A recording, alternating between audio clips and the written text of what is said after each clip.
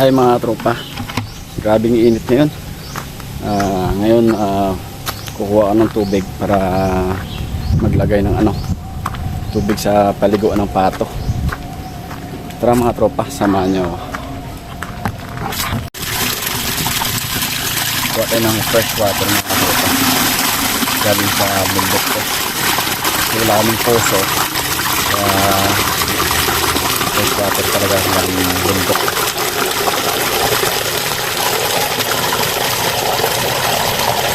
Yan, tama na yan.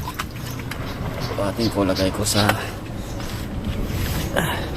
ito pala yung area ko dito mga tropa. Maganda dito kasi maraming puno, hindi masyado mainit. Dito pala yung mga ko, mga Rhode Island Red tsaka native andyan, tsaka yung pabo andyan. Tapos dito naman sa kabila yung mga pato ko. Maglagay tayo ng tubig, pero bago tayo maglagay ng tubig, silipin muna natin yung alaga.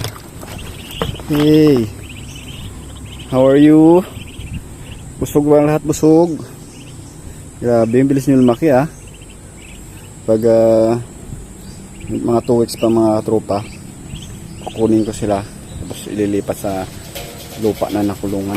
Yung ginawa ko kanina mga tropa, hindi ko na nabidyoan pang madalian lang. Tara mga tropa, pasok ko sa loob.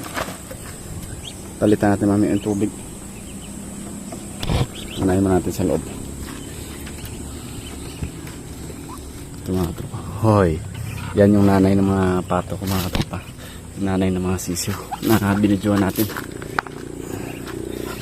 Hindi pa napalitan ng tubig. Naligo na siya.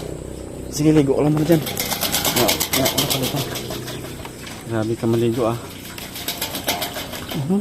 Tulsikan Ito pala mga tropa yung yung bagong ginawa natin na temporaring harang lang. Kasi nilagyan ko itong mga tropa para yung mga sisaw na ilang weeks na to, 3 weeks na ata itong sisiw ko. Nilagyan ko ng harang para hindi sila makain ng kanin. Kasi minsan naglalagay ako ng kanin dun mga tropa andun pero mostly feeds talaga yung pinapakain ko sa kanila. Yan, ito mga pato ko mga tropa. Yan, grabe ka, kung tira yung tubig sarap na sarap maligo yung pato. Mamaya natin palitan ng tubig. Ito mga tropa yung yung bagong second batch na ata to. Kasi yung una 25 piraso, namatayan ako ng 13 ay 14 ata namatay. Kaya yung ginawa ko, gumawa ako ng temporary na kulungan, temporary pero pansamantagal na to para lang hindi sila makalabas. Kasi pag nakalabas baka makakain ng kanin, namimilay. Obserbaran natin mga tropa hanggang sa paglaki kung mamimilay sila. Kasi mostly ganitong edad, pag nakakain ng kanin, namimilay talaga sila. Kaya obserbaran natin pag kung may mapilay pa ba talaga, hindi sila hiyang sa lupa. Palitan tayo ng tubig. Ito ko, kalalagay ko lang ng tubig Ginawa na kasi nila yung paliguan talaga mga tropa. Tayo ko lang matapos ng isa bago lagyan ng bagong tubig na timba na dala ko. Pag maliit pa yung sisiw mga tropa, dito ko muna nilalagay, dito sa area nito. Yan. Tapos pag laki na ng konti, kung marami talaga, doon na sa labas na kulungan. Yun yung pinakita ko sa inyo kanina. Tapos pag laki na mga 3 weeks to 1 month, ililipat ko na dito. Tapos hindi ko na sila siguro ihalo dito sa mga pato na nauna. Kasi pag nagbinta tayo, baka yung nakupahan o ang tawag nito, nakastahan, basta yun na yun mga tropa.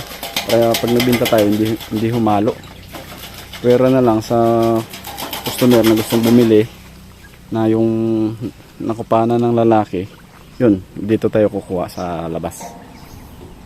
Para hindi hindi masayang yung pagbenta natin na baka mangitlog na, di sayang naman, di ba mga tropa. Yung pato mga tropa, pag tahimik, ibig sabihin, busog. Pero pag panay yung tahol, ganun ba?